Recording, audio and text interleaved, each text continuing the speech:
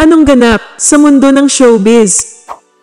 Napagkamala ng isang netizen na si Jasmine Curtis Smith ay ina ng mas nakatatanda nitong kapatid na si Ann Curtis. Alamin ang naging reaksyon ng Kapuso star. Sa TikTok video nitong Lunes, ibinahagi ni Jasmine ang komento ng isang netizen sa kanyang post at nagtanong ng, "Di ba po anak mo si Miss Ann Curtis?" Nag-post si Jasmine ng ilang larawan na tila nalito sa tanong at sinabing, "Kailan po? Bakit po ako pa ang nanay?" Kunwaring umiiyak pa si Jasmine habang sinasabi na 10 taon siyang mas bata sa kapatid.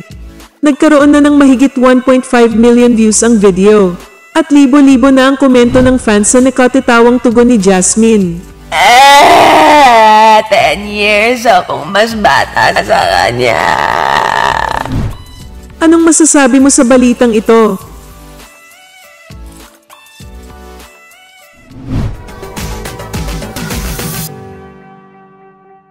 Anong ganap sa mundo ng showbiz? Pinaligan ni Ann Curtis ang umano'y batas sa bansa na nagpapahintulot na makipagniig ang mga adult na sa mga 12 anyos na bata. Ito'y galing mismo sa post ng UNICEF Philippines na nirepost ng TV host actress. Post ng UNICEF: In the Philippines, adults are allowed to have sex with 12-year-old children and claim it's consensual. We are calling the Philippine Congress to immediately pass a law that will increase the age to determine statutory rape. #End child rape. Ayon kay Ann, masalimuot man daw ang post na yun ay kailangang seryosohin. This makes me sick in the tummy. Dagdag niya, sa edad 12 anyos, you aren't even legally allowed to get married, vote, get a license yet, but this is allowed? Maraming netizens ang sang-ayon sa pananaw ni Ann. Nakakaalarma nga naman ang existing law na ito, na dapat lang repasuhin ng mga mambabatas bilang proteksyon sa mga karapatan ng mga bata. Anong masasabi mo sa balitang ito?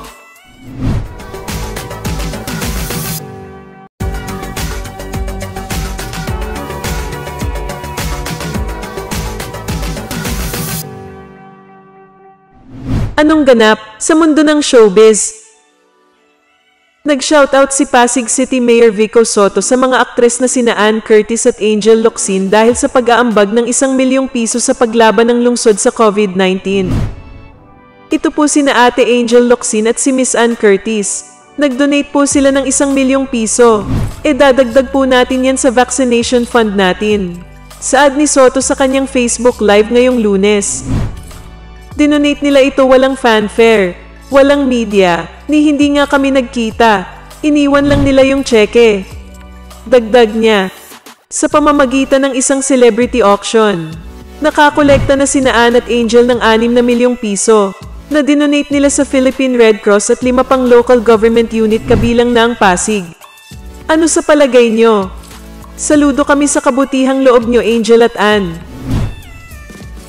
Kung bago ka pa lang sa channel ko, at kung gusto mo ng mga ganitong video, ay mag-subscribe ka na para maging updated ka sa mga bago kong ilalabas na video.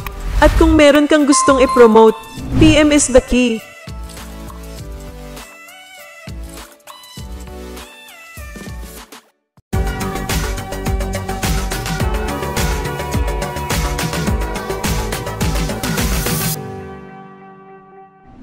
Anong ganap sa mundo ng showbiz?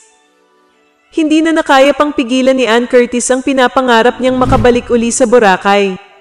Kaya naman kahit wala pang 2 buwan ay lumarga na ito kasama ang anak na si Dalia Amelie at asawang si Erwan Yusaf. Makikita sa Instagram ni Dalia ang ilang video ng pagbisita ng grupo sa Boracay. May kuha sa airport at sa Crimson Hotel kung saan naka-check-in ang grupo. Kasama rin ang mag-asawang Solen Yusaf at Nico Bolzico sa bakasyon dahil nandun ang anak nilang si Tilly. Tila umarkila ng sarili nilang chartered plane sina Ann at Solen. Wala sila sa loob ng airport kundi nasa airport ground sila ng mga private plane. Siguradong natakot sina Ann sa lumolobong bilang ng COVID-19 sa bansa. Kaya kahit gumastos ay matiyak lang nilang ligtas sila sa virus. Ang Boracay trip na ito ay selebrasyon na rin ng first birthday ni Dalia. Mapapanood sa video na tuwang-tuwa sina Dalia at Tilly sa paglalakad nila sa buhangin ng Bora. Ano sa palagay nyo? Mayaman naman si Ann at Solen. Carry nilang umarkila kahit submarine pa. Salamat sa mga nag-subscribe at magsa-subscribe pa sa channel na ito. Kayo ang aking inspirasyon sa paggawa ng dekalidad na content.